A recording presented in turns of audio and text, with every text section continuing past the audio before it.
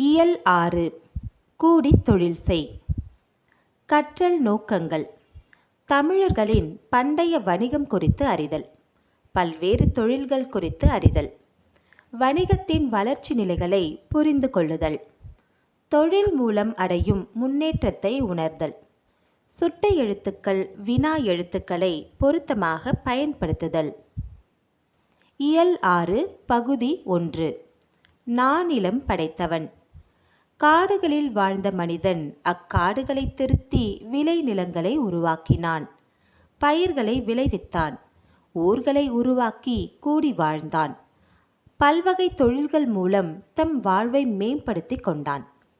தொழிலும் வணிகமும் அவன் வாழ்க்கையை உயர்த்தின. தமிழரின் வணிக மேன்மையை அறிவோம் வாருங்கள். கல்லெடுத்து முள்ளெடுத்து காட்டுப் பெருவெளியை மல்லெடுத்த திண்டோல் மரத்தால் வளப்படுத்தி ஊராக்கி ஓங்கும் நகராக்கி நாடென்ற பேராக்கி வாழ்ந்த பெருமை அவன் பெற்றான். மாநிலத்தில் முல்லை மருதம் குறிஞ்சி நெய்தல் நானிலத்தை கண்ட பெரும் நாகரீக மாந்தனவன். ஆழக் கடல் கடந்தான், அஞ்சும் சமர்கடந்தான், சூழும் பனிமலையை சுற்றி கொடி பொறித்தான். முக்குளித்தான், ஆழிக்குள் முத்தெடுத்தான், தோணிக்குள் எக்களிப்பு மீதூர ஏலம் மிளகு முதற் பண்டங்கள் ஏற்றி பயன் நல்கும் வாணிகத்தால் கண்டங்கள் சுற்றி களமேறி வந்தவன்தான். அஞ்சாமை மிக்கவன்தான், ஆனாலும் சான்றோர்கள் அஞ்சுவதை அஞ்சி அகற்றி விலக்கிடுவான். ஆசிரியர் முடியரசன். சொல்லும் பொருளும். மல்லெடுத்த வலிமை பெற்ற, சமர் போர், நல்கும் தரும், கழனி வயல், மரம் வீரம், எக்களிப்பு பெருமகிழ்ச்சி, களம் கப்பல், ஆழி கடல். பாடலின் பொருள். தமிழன் கற்களும் முட்களும் நிறைந்திருந்த பெரிய நிலப்பரப்பை திருத்தி பண்படுத்தினான். தனது உடல் வலிமையால் வளத்தை பெருக்கினான். ஊர் நகரம் நாடு ஆகியவற்றை உருவாக்கி வாழும் பெருமையை பெற்றான். முல்லை மருதம் குறிஞ்சி நெய்தல் என நிலத்தை நால்வகைப்படுத்திய நாகரீக மனிதனவன். பழந்தமிழன் ஆழமான கடல்களை கடந்து பயணம் செய்தான். அச்சம் தரும் போர்களிலும் எளிதாக வெற்றி கண்டான். பனி சூழ்ந்த இமயமலையில் தன் வெற்றி கொடியை நாட்டினான். ஆழ்கடலில் மூழ்கி முத்தெடுத்தான். ஏலம் மிளகு ஆகியவற்றை பெரும் மகிழ்ச்சியோடு கப்பல்களில் ஏற்றி கண்டங்கள் தோறும் அனுப்பி வணிகம் செய்தான். கப்பலில் உலகை வலம் வந்தான். அவன் எதற்கும் அஞ்சாதவன், ஆனால் சான்றோர்கள் அஞ்சும் தீமைகளை செய்ய அஞ்சுபவன். நூல்வெளி. முடியரசனின் இயற்பெயர் துரைராசு. இவர் பூங்கொடி, வீரகாவியம், காவியப்பாவை முதலிய நூல்களை எழுதியுள்ளார். திராவிட நாட்டின் வானம்பாடி என்று பாராட்ட பெற்றவர். இப்பாடல் புதியதொரு விதி செய்வோம் என்னும் நூலில் இடம்பெற்றுள்ளது. படித்து மகிழ்க. வெள்ளி பனிமலையின் மீதுலாவுவோம், அடி மேலை கடல் முழுதும் கப்பல் விடுவோம். கங்கை நதிப்புறத்து கோதுமை பண்டம், காவிரி வெற்றிலைக்கு மாறு கொள்ளுவோம். சிங்க மராட்டியர்த்தம் கவிதை கொண்டு சேரத்து தந்தங்கள் பரிசளிப்போம். ஆசிரியர் பாரதியார். மதிப்பீடு. சரியான விடையை தேர்ந்தெடுத்து எழுதுக. போர்க்களத்தில் வெளிப்படும் குணம். விடை இ வீரம். கல்லெடுத்து எனும் சொல்லை பிரித்து எழுத கிடைப்பது. விடை ஆ கல் கூட்டல் எடுத்து. நானிலம் எனும் சொல்லை பிரித்து எழுத கிடைப்பது. விடை ஆ 4 கூட்டல் நிலம். நாடு கூட்டல் என்ற என்பதனை சேர்த்து எழுத கிடைக்கும் சொல். விடை அ நாடென்ற. களம் கூட்டல் ஏரி என்பதனை சேர்த்து எழுத கிடைக்கும் சொல். விடை ஈ களமேரி.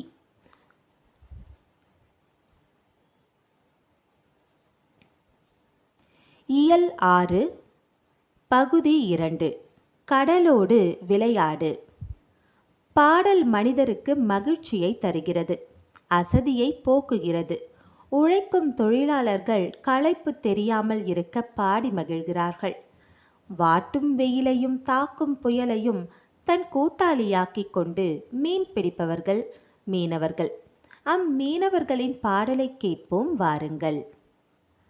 விடிவெள்ளி நம்விளக்கு ஐலசா, விரிகடலே பள்ளிக்கூடம் ஐலசா, அடிக்கும் அலை நம் தோழன் ஐலசா, அருமை மேகம் நமது குடை ஐலசா, வெண்மணலே பஞ்சு மெத்தை ஐலசா, விண்ணின் இடி காணும் கூத்து ஐலசா, பாயும் புயல் நம் ஊஞ்சல் ஐலசா, பனிமூட்டம் உடல் போர்வை ஐலசா, காயும் கதிர் சுடர் கூரை ஐலசா, கட்டுமரம் வாழும் வீடு ஐலசா, மின்னல் வரி அரிச்சுவடி ஐலசா, பிடிக்கும் மீன்கள் நம் பொருள்கள் ஐலசா, முழுநிலவே கண்ணாடி ஐலசா, மூச்சடக்கும் நீச்சல் யோகம் ஐலசா, தொழும் தலைவன் பெருவானம் ஐலசா, துணிவோடு தொழில் செய்வோம் ஐலசா. சொல்லும் பொருளும். கதிர்ச்சுடர் கதிரவனின் ஒளி, மின்னல் வரி மின்னல் கோடு, அரிச்சுவடி அகரவரிசை எழுத்துக்கள். பாடலின் பொருள். மீன் பிடிக்க கடலுக்கு செல்பவர்கள் மீனவர்கள்.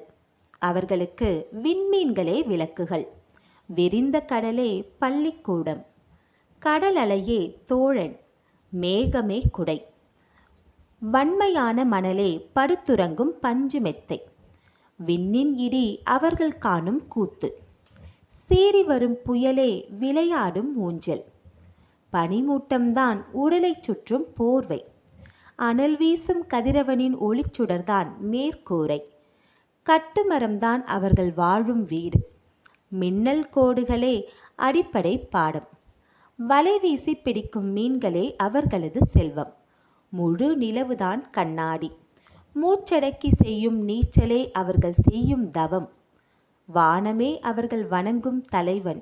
இவற்றுக்கு இடையே மீனவர்கள் மன உறுதியோடு தொழில் செய்கின்றனர். தெரிந்து தெளிவோம். நெய்தல் திணை. நிலம் கடலும் கடல் சார்ந்த இடமும். மக்கள் பரதவர் பரத்தியர்.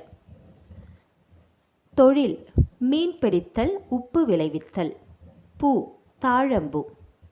நூல்வெளி உழைக்கும் மக்கள் தம் களைப்பை மறக்க உற்சாகத்துடன் பாடும் பாடலே நாட்டுப்புற பாடலாகும். காதால் கேட்டு வாய்மொழியாகவே வழங்கப்பட்டு வருவதால் இதனை வாய்மொழி இலக்கியம் என்பர். ஏற்றப்பாட்டு, ஓடப்பாட்டு முதலான தொழில் பாடல்களும் விளையாட்டு பாடல்கள், தாலாட்டு பாடல்கள் முதலியனவும் நாட்டுப்புற பாடல்களுள் அடங்கும். இப்பாடல் சு. சக்திவேல் தொகுத்த நாட்டுப்புற இயல் ஆய்வு என்னும் நூலில் இடம்பெற்றுள்ளது. சரியான விடையை தேர்ந்தெடுத்து எழுதுக. கதிர்ச்சுடர் என்னும் சொல்லை பிரித்து எழுத கிடைப்பது கதிர் கூட்டல் சுடர். விடை இ. கதிர் கூட்டல் சுடர். மூச்சடக்கி எனும் சொல்லை பிரித்து எழுத கிடைப்பது மூச்சு கூட்டல் அடக்கி. விடை அ. மூச்சு கூட்டல் அடக்கி. பெருமை கூட்டல் வானம் என்பதனை சேர்த்து எழுத கிடைக்கும் சொல். விடை ஆ. பெருவானம். அடிக்கும் கூட்டல் அலை என்பதனை சேர்த்து எழுத கிடைக்கும் சொல். அடிக்கும் கூட்டல் அலை என்பதனை சேர்த்து எழுத கிடைக்கும் சொல். விடை அ. அடிக்குமலை. பாடல் வரிகளுக்கு ஏற்ப பொருத்துக. விடிவெள்ளி விளக்கு, மணல் பஞ்சுமெத்தை, புயல் ஊஞ்சல், பனிமூட்டம் போர்வை.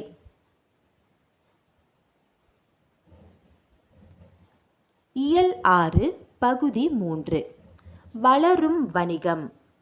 மனிதர் வாழ்வில் வணிகம் பெருபங்கு வகிக்கிறது.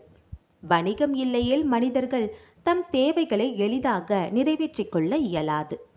வணிகம் பல வகைகளில் நடைபெறுகிறது. வணிக நிறுவனங்களும் பல வகைகளாக உள்ளன. தமிழர் பழங்காலத்தில் இருந்தே வணிகத்தில் சிறந்து விளங்கினர். உலகம் முழுவதும் வணிக தொடர்பு கொண்டு இருந்தனர். அதனை அறிந்து கொள்வோம் வாருங்கள். மனிதன் தனக்கு தேவையான எல்லா பொருள்களையும் தானே உற்பத்தி செய்து கொள்ள முடியாது. தனக்கு தேவையான சில பொருள்களை உற்பத்தி செய்யும் பிறரிடமிருந்து வாங்குவான். தான் உற்பத்தி செய்யும் பொருள்களில் சிலவற்றை பிறருக்கு விற்பான். இவ்வாறு ஒரு பொருளை பிறரிடம் இருந்து வாங்குவதும் பிறருக்கு விற்பதும் வணிகமாகும். பொருள்களை விற்பவரை வணிகர் என்பர், வாங்குபவரை நுகர்வோர் என்பர். பண்டமாற்று வணிகம். நம்மிடம் கூடுதலாக இருக்கும் பொருள்களை கொடுத்து நமக்கு தேவையான பொருள்களை பெற்றுக்கொள்வது பண்டமாற்று வணிகம் ஆகும். நெல்லை கொடுத்து அதற்கு பதிலாக உப்பை பெற்றனர். ஆட்டின் பாலை கொடுத்து தானியத்தை பெற்றனர். இந்த செய்திகள் சங்க இலக்கியங்களில் காணப்படுகின்றன. இக்காலத்தில் கூட வீட்டிற்கே வந்து பழைய செய்தித்தாள்கள், பயனற்ற நெகிழி பொருள்கள் போன்றவற்றை பெற்றுக்கொள்ளுகின்றனர். அதற்கு பதிலாக வீட்டிற்கு பயன்படும் பொருள்களை தருகின்றனர். வணிகத்தின் வகைகள். வணிகத்தை தரை வழி வணிகம், நீர் வழி வணிகம் என பிரிக்கலாம். தரை வழியாக பொருள்களை கொண்டு செல்ல எருது, கழுதை, குதிரை போன்ற விலங்குகளும் வண்டிகளும் பயன்படுத்தப்பட்டன. வணிகர்கள் வண்டிகளில் பொருள்களை ஏற்றி வெளியூருக்கு செல்லும் போது குழுவாகவே செல்வார்கள். இக்குழுவை வணிக சாத்து என்பர். கடல் வழியாக கப்பல்கள் மூலம் பொருள்களை அனுப்புவதும் வரவழைப்பதும் நீர்வழி வணிகம் ஆகும். கப்பல்கள் வந்து நின்று போகும் இடங்கள் துறைமுகங்கள் ஆகும். துறைமுக நகரங்கள் பட்டினம் என்றும் பாக்கம் என்றும் குறிக்கப்படுகின்றன. தெரிந்து தெளிவோம். தன்னாடு விளைந்த வெண்ணெல் தந்து பிற நாட்டு உப்பின் கொள்ளை சாற்றி உமனர் போகலும். நற்றிணை பாடல் 183. பாலொடு வந்து கூழொடு பெயரும். குறுந்தொகை 23ஆம் பாடல். பொன்னொடு வந்து கரியோடு பெயரும். அகநானூறு 149வது பாடல். தமிழ்நாட்டின் தலை சிறந்த துறைமுகமாக பூம்புகார் விளங்கியது. அவ்வூர் துறைமுகத்தில் பல்வேறு நாட்டு கப்பல்கள் தத்தம் நாட்டு கொடிகளோடு வந்து நின்றன. அவற்றின் மூலம் வெளிநாட்டு பொருள்கள் இறக்குமதி செய்யப்பட்டன. தமிழ்நாட்டு பொருள்கள் ஏற்றுமதி செய்யப்பட்டன. வணிகத்தை தனிநபர் வணிகம், நிறுவன வணிகம் என்றும் பிரிக்கலாம்.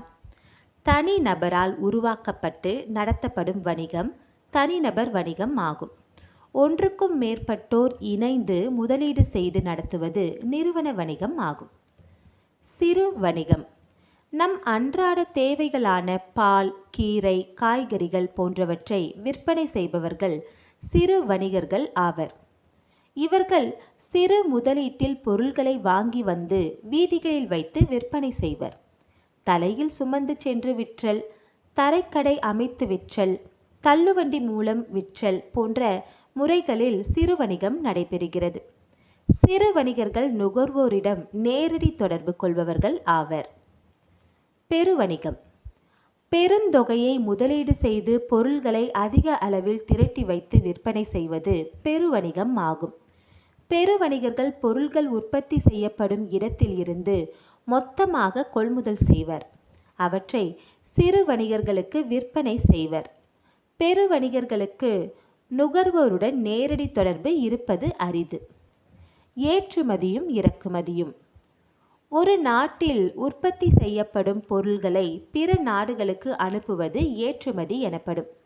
பிற நாடுகளில் இருந்து பொருள்களை வாங்குவது இறக்குமதி ஆகும். பழங்காலத்தில் தமிழ்நாட்டில் இருந்து தேக்கு, மயில் தோகை, அரிசி, சந்தனம், இஞ்சி, மிளகு போன்றவை பிற நாடுகளுக்கு ஏற்றுமதி செய்யப்பட்டன. சீனத்திலிருந்து கண்ணாடி, கற்பூரம், பட்டு போன்றவை இறக்குமதி செய்யப்பட்டன. அரேபியாவில் இருந்து குதிரைகள் வாங்கப்பட்டன. வணிகத்தில் நேர்மை. அக்கால வணிகர்கள் நேர்மையாக தொழில் செய்தனர் என்பதை தமிழ் இலக்கியங்கள் எடுத்து காட்டுகின்றன. வாணிகம் செய்வார்க்கு வாணிகம் பேணி பிறவும் தமப்போல செய்யின். திருக்குறள் 120வது குறள். என்னும் திருக்குறள் வணிகரின் நேர்மையை பற்றி கூறுகிறது. வணிகர்கள் பொருளை வாங்கும் பொழுது உரிய அளவை விட அதிகமாக வாங்க மாட்டார்கள். பிறருக்கு கொடுக்கும் பொழுது அளவை குறைத்து கொடுக்க மாட்டார்கள். எனவே வணிகரை நடுவு நின்ற நன்னெஞ்சினோர் என்று பட்டினப்பாலை பாராட்டுகிறது. இணைய வழி வணிகம். கடைகளுக்கு சென்று பொருள்களை வாங்க நேரம் இல்லாதவர்களுக்கு இணைய வழி வணிகம் உதவுகிறது. இணையதளம் மூலம் பொருள்களை விற்பனை செய்யும் நிறுவனங்கள் பல உள்ளன. இவற்றின் இணையதள பக்கத்தில் நமக்கு தேவையான பொருள்களை பற்றிய விவரங்கள் இருக்கும். பொருள்களின் தரம், விலை, சிறப்பு ஆகியவற்றை பிற நிறுவன பொருள்களோடு ஒப்பிட்டு பார்க்கலாம். நமக்கு பிடித்த பொருள்களை நம் வீட்டிற்கே வரவழைக்கலாம். பொருளை பெற்றுக்கொண்ட பிறகு பணம் செலுத்தலாம். மின்னணு பரிமாற்றம் மூலமும் பணம் செலுத்தலாம். வணிகம் பண்டமாற்று முறையாக தொடங்கியது. பணத்தை பயன்படுத்தும் முறையாக வளர்ந்தது. இன்று மின்னணு பரிமாற்றம் செய்யும் அளவுக்கு உயர்ந்துள்ளது. வருங்காலத்தில் வணிகத்தில் இன்னும் பல புதுமைகள் வரக்கூடும்.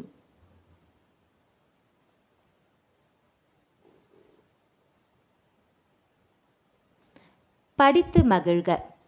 கொள்வதும் மிகை கொளாது, கொடுப்பதும் குறைப்படாது. பட்டினப்பாலை பாடல். சமன் செய்து சீர்தூக்கும் கோல் போல் அமைந்தொரு பால் கோடாமை சான்றோர்க்கு அணி. திருக்குறள். சரியான விடையை எழுதுக. வீட்டு பயன்பாட்டிற்காக பொருள் வாங்குபவர். விடை அ. நுகர்வோர். வணிகம் கூட்டல் சாத்து என்பதனை சேர்த்து எழுத கிடைக்கும் சொல். விடை இ. வணிகச் சாத்து. பண்டம் கூட்டல் மாற்று என்பதனை சேர்த்து எழுத கிடைக்கும் சொல். விடை அ. பண்டமாற்று. மின்னணு எனும் சொல்லை பிரித்து எழுத கிடைப்பது. விடை இ. மின் கூட்டல் அணு. விரிவடைந்த எனும் சொல்லை பிரித்து எழுத கிடைப்பது. விடை இ. விரிவு கூட்டல் அடைந்த.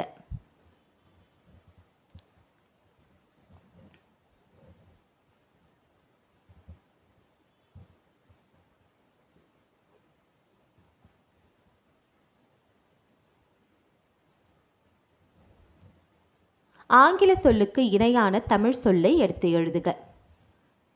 கரன்சி நோட், பணத்தாள், பேங்க், வங்கி, செக், காசோலை, டிமாண்ட் டிராஃப்ட், வரைவோலை, டிஜிட்டல், மின்னணு மயம், டெபிட் கார்டு, பற்று அட்டை, கிரெடிட் கார்டு, கடன் அட்டை, ஆன்லைன் ஷாப்பிங், மின்னணு வணிகம், இ காமர்ஸ், இணையதள வணிகம்.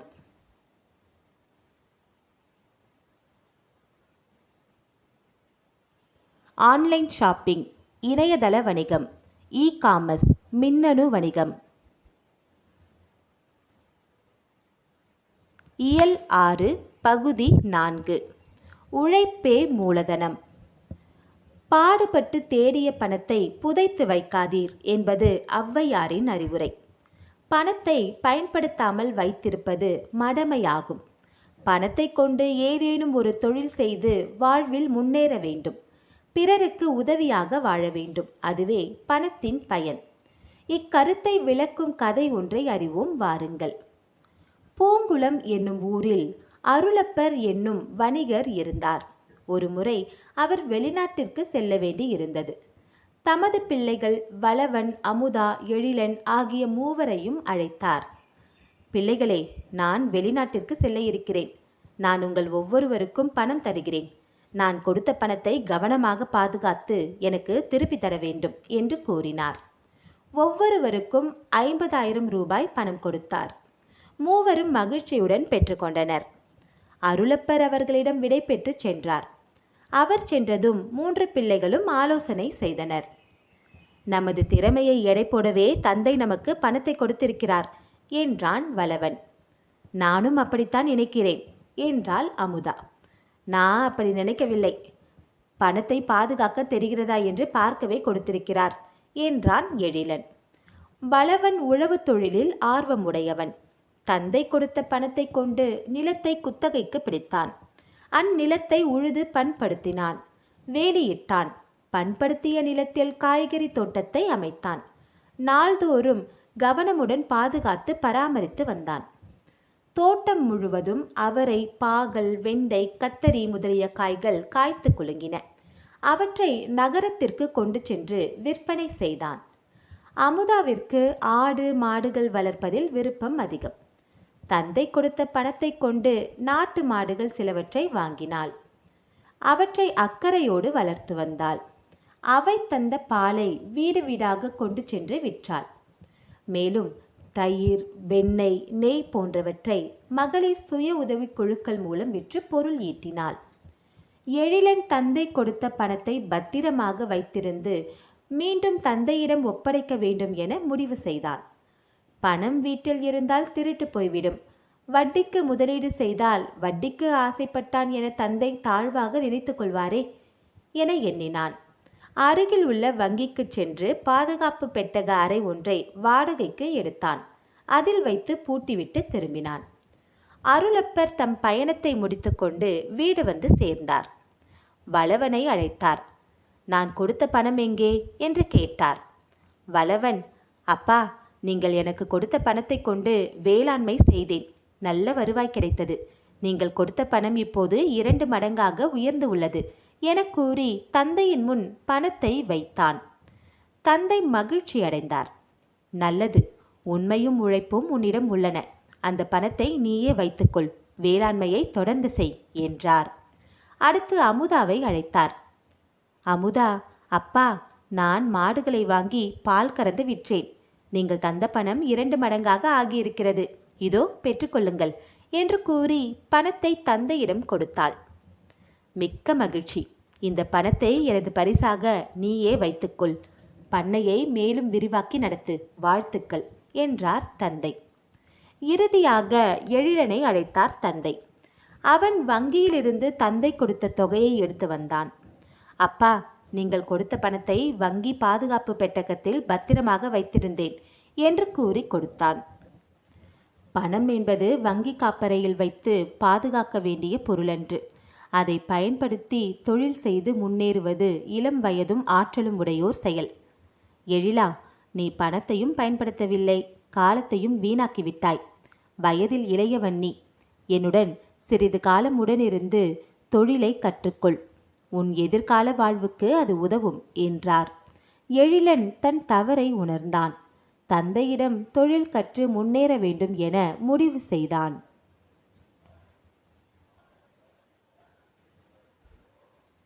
இயல் 6 பகுதி 5. சுட்டு எழுத்துக்கள், வினா எழுத்துக்கள். சுட்டு எழுத்துக்கள். அவன், இவள், அங்கு, இங்கு, அந்த, இந்த ஆகிய சொற்களை கவனியுங்கள். அவை ஒன்றை சுட்டி காட்டுகின்றன. இவ்வாறு சுட்டி காட்டுவதற்கு அச்சொற்களின் முதலில் அமைந்துள்ள அ, இ ஆகிய எழுத்துக்களே காரணமாகும்.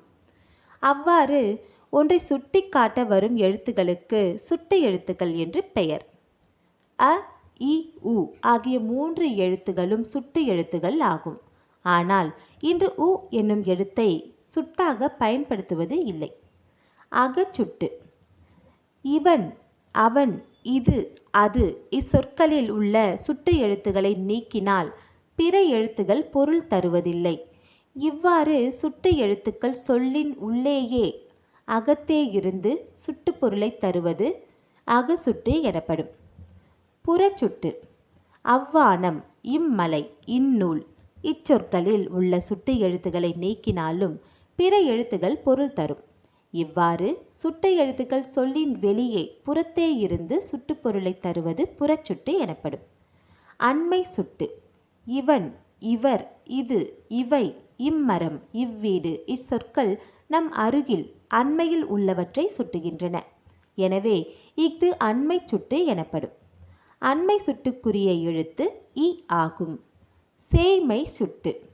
அவள், அவர், அது, அவை, அவ்வீடு, அம்மரம் இச்சொற்கள் தொலைவில் சேய்மையில் உள்ளவற்றை சுட்டுகின்றன. எனவே இது சேய்மைச் சுட்டு எனப்படும். சேய்மைச் சுட்டுக்குரிய எழுத்து அ ஆகும். தெரிந்து தெளிவோம். அருகில் உள்ளவற்றுக்கும் தொலைவில் உள்ளவற்றுக்கும் இடையில் இருப்பதை சுட்டிக்காட்ட உ என்ற சுட்டெழுத்து அக்காலத்தில் பயன்படுத்தப்பட்டுள்ளது. எடுத்துக்காட்டு உது, உவன். சுட்டுத் திரிபு, அம்மரம், இவ்வீடு ஆகியவை புறச்சுட்டுகள் என்பதை அறிவோம். இச்சொற்கள் அந்த மரம், இந்த வீடு என்றும் வழங்குகிறோம். அ, இ ஆகிய சுட்டு எழுத்துக்கள் மாற்றம் பெற்று திரிந்து அந்த, இந்த என வழங்குகின்றன.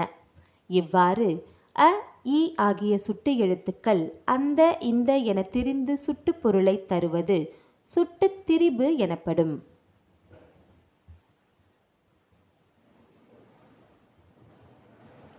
வினா எழுத்துக்கள். வினா பொருள்களை தரும் எழுத்துகளுக்கு வினா எழுத்துக்கள் என்று பெயர். சில வினா எழுத்துக்கள் சொல்லின் முதலில் இடம்பெறும். சில வினா எழுத்துக்கள் சொல்லின் இறுதியில் இடம்பெறும்.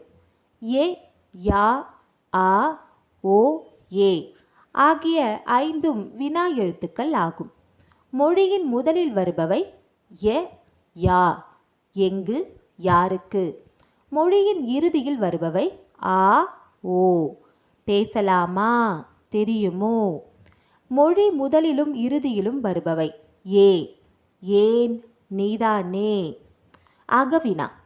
எது, யார், ஏன் இச்சொற்களில் உள்ள வினா எழுத்துக்களை நீக்கினால் பிற எழுத்துகளுக்கு பொருள் இல்லை. இவ்வாறு வினா எழுத்துகள் சொல்லின் அகத்தே இருந்து வினா பொருளை தருவது அகவினா எனப்படும். புறவினா. அவனா, வருவானோ இச்சொற்களில் உள்ள ஆ, ஓ ஆகிய வினா எழுத்துக்களை நீக்கினாலும் பிற எழுத்துகள் பொருள் தரும். இவ்வாறு வினா எழுத்துகள் சொல்லின் புறத்தே வந்து வினா பொருளை தருவது புறவினா எனப்படும்.